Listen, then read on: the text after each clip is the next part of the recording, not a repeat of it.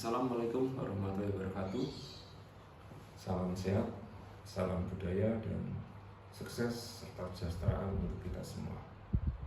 Selamat datang di channel Haryono Rinardi. Kali ini saya ingin membicarakan tentang feodalisme.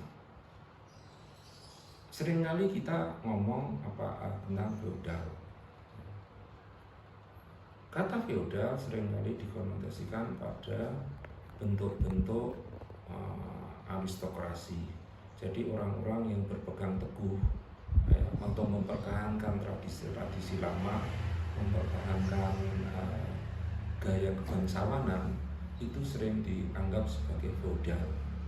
Orang-orang yang mempertahankan barangkali garis keturunannya, membanggakan mereka gelar kebangsawanannya, dianggap sebagai orang feodal. Nah, sebelum kita mengacu lebih jauh apa itu benar itu mereka itu feodal, maka kita perlu tahu apa itu sebetulnya feodal. Feodal atau kemudian berkembang menjadi feodalisme adalah berasal dari kata feudum, artinya tanah. Berarti feodalisme adalah suatu sistem sosial ekonomi, bahkan nanti berkembang pada militer juga dan budaya yang didasarkan atas penguasaan tanah. Jadi di sini penguasaan tanah adalah sumber kekuasaan sosial, ekonomi, politik, bahkan militer di suatu masyarakat. Dalam sistem feodalisme ini, penguasa tanah memegang segalanya. Nah, sistem feodalisme ini secara umum awalnya berkembang di Eropa, atau yang paling dikenal berkembang di Eropa yang pada masa yang dikenal sebagai abad tengah, abad pertengahan, yaitu periode mulai dari 476 kejatuhan Romawi Barat sampai periode 1453 kejatuhan Romawi Timur atau kejatuhannya Bizantium tangan pasukan Islam Turki. Periode itu disebut periode abad pertengahan, periode sistem feodal berkembang di Eropa karena yang berkuasa adalah para bangsawan. Para bangsawan ini mempunyai tanah. Dan di mana raja tidak mempunyai kekuasaan mutlak. Raja baru punya kekuasaan mutlak setelah periode itu. Ketika di Perancis, raja itu punya kekuasaan mutlak pada masa Louis ke-14. Nah, bangsawan inilah yang memegang tanah, memegang kepemilikan tanah. Raja hanya salah satu di antara para bangsawan yang kemudian karena sesuatu hal lain, biasanya kesepakatan pada waktu itu ditunjuk menjadi semacam wali, juru bicara di antara para bangsawan untuk menyelesaikan konflik atau perselisihan di antara para bangsawan. Ini di Eropa. Sistem feodal itu berkembang di Eropa, secara umum diketahui. Tetapi sebetulnya kalau kita pelajari lebih dalam, sistem feodal juga berkembang di Jawa, di Cina juga. Karena para bangsawan itu pemegang, mohon maaf kalau Cina agak masih agak ragu ya, di Jawa terutama. Karena di Cina raja berkuasa dan bentuknya agak berbeda dengan di Eropa. Di Jawa bentuknya juga berbeda. Di Jawa raja juga berkembang sistem feodal, tetapi berbeda dengan di Eropa. Ini perbedaan yang paling mencolok antara sistem feodal di Jawa dan sistem feodal di Eropa. Sistem feodal di Jawa, pemilik tanah bukan bangsawan, pemilik tanah adalah raja. Ini menganut faham Vorstendomen, Forst artinya raja. Pemiliknya adalah raja. Raja adalah pemilik tanah di seluruh wilayah kekuasaannya. Nah, kemudian rakyat apa? Rakyat hanyalah pemegang hak garap. Karena itu rakyat petani atau penggarap tanah di Jawa disebut sebagai sikep.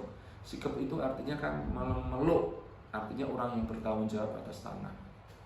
Nah, raja karena dia tidak punya uang, dia hanya mempunyai tanah, maka bagi para Noroprojo dan Sentono, Noroprojo itu birokrat, Sentono itu harus kerabatnya, mereka itu kan juga perlu hidup.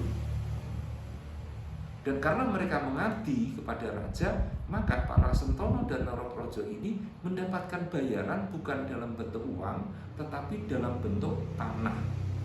Nah, tanah ini tetap pelengkap dengan hak-hak sosial mereka.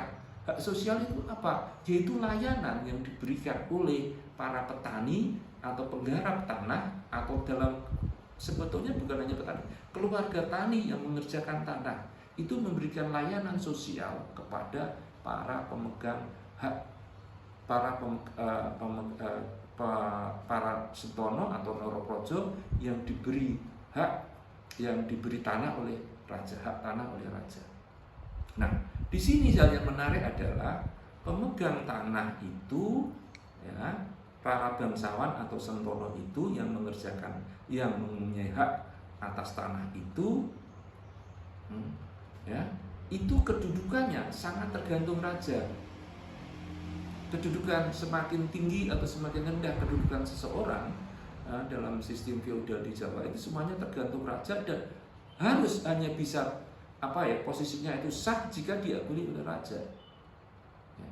Semakin tinggi kedudukan seorang Sentono, maksud saya semakin tinggi dalam konteks Sentono, semakin dekat posisi seorang dengan garis keturunan raja, maka semakin tinggi statusnya.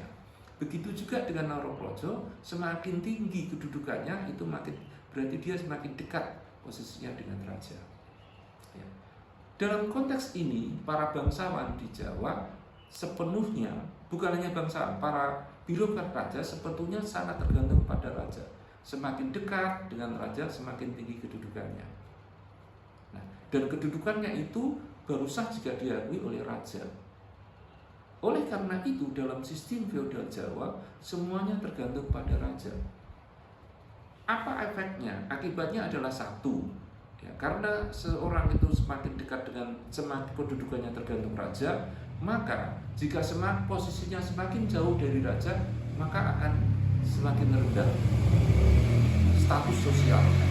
Oleh karena itu, dalam sistem feodal di Jawa, itu, ya, gelar kebangsawanan tidak bisa diwariskan turun-temurun kepada anak keturunannya, karena posisinya sangat tergantung raja. Kedudukannya sangat tergantung pada hubungan kekerabatannya dia dengan raja. Anak raja gelarnya pasti pangeran. Anak pangeran gelarnya adalah Bendoro Raden Mas atau Bendoro Raden Ayu kalau nggak salah. Ya, kalau perempuan. Nah, ini turun menjadi Raden Mas, Raden dan sebagainya. Semakin jauh dengan raja hilang, semakin lemah posisinya, dan keturunannya itu gelar kebangsawan akan habis di keturunan yang ke-8, hanya sampai ke-7, ke-8 sudah habis. Ini lain dengan sistem feodal yang berkembang di Eropa. Sistem feodal yang berkembang di Eropa karena bangsawan adalah pemilik tanah, bangsawan adalah posisinya itu hampir setara dengan raja, ya, setara, bahkan bukan hampir setara, pada masa abad tengah itu setara. Maka gelar kebangsawan nanti bisa diwariskan kepada anak keturunannya, yaitu keturunan yang pertama, anak laki-laki pertama. Kalau baron yang menurunkan anak laki-laki, semuanya anaknya baron, tapi yang berhak menurunkan baron itu yang anak laki-laki pertama. Kalau lord. Nah, itu bertahan terus. Jadi maka oleh karena itu bertahan sampai entah keturunan keberapa pun, garis keberapa, selama dia masih anak laki-laki pertama, maka dia masih berhak menurunkan gelar kebangsawanan itu. Di Jawa kan tidak. Di Jawa, pangeran, anak laki-lakinya, anaknya itu gelarnya hanya Bendoro Raden Mas. Kalau bapaknya jadi raja, nanti para Bendoro ini naik menjadi pangeran gelarnya. Kalau tidak, ya nanti dia tetap Bendoro Raden Mas dan anaknya menjadi Raden Mas. Jadi itu perbedaan menyolok sistem feodal di Jawa dan sistem feodal di Eropa. Apa akibatnya? Akibatnya sampai sekarang kita di Eropa masih bisa melihat kastil, istana-istana para bangsawan. Bahkan konon katanya itu dijadikan tempat wisata. Masih bertahan sampai sekarang. Di Jawa kita tidak menemukan itu. Ya, para tempat tinggal bangsawan itu karena semakin lama dia garis keturunannya itu tidak bisa mempertahankan gelar kebangsawaannya karena semakin turun, maka kedudukan seseorang itu akan hilang, nanti garis bangsawanan itu di keturunan yang ketujuh kalau dia anak raja. Kita tidak tahu di Jawa keraton-keraton atau tempat tinggal para pangeran atau bangsawan, karena semuanya tergantung raja. Nah, di sisi lain secara politik, maka seringkali timbul pemberontakan ya, oleh para pangeran yang didukung oleh anaknya. Karena apa? Karena mereka takut kehilangan posisi kebangsawanan mereka. Ya, para Bendoro Raden Mas akan ribut juga. Kalau ayahnya tidak menjadi pangeran, dia akan posisinya akan rendah. Anaknya gelarnya hanya Raden Mas. Di Eropa itu tidak terjadi. Jadi akibat dari ini saya menduga bahwa karena sistem feodal di Jawa itu tidak bisa mewariskan gelar kebangsawanan dan posisi itu tidak diwariskan, ya, maka sering timbul perebutan kekuasaan terus menerus itu karena untuk mempertahankan ini posisi dan jabatan seseorang, karena semuanya tergantung raja, ya, tergantung seberapa dekat hubungan seseorang dengan raja. Dan di sini tadi saya sudah mengatakan, di Jawa raja adalah pemilik tanah, itu berdasarkan azas Forsten Domain, dan ini kemudian nanti dijabarkan. Oleh karena itu raja mempunyai juga tanah-tanah yang diperuntukkan untuk dirinya pribadi, yaitu tanah-tanah Norowito. Tanah-tanah Norowito itu tanah-tanah yang diperuntukkan bagi kepentingan pribadi raja. Ya, misalnya ada tanah Norowito terbagi ada 3, tanah bumi pemajekan yang menghasilkan uang untuk kepentingan raja, bumi geladak untuk kepentingan untuk layanan transportasi raja, dan terakhir juga bumi Norowito, bumi pamajekan situ saya pamajekan, kemudian bumi geladak, dan terakhir adalah bumi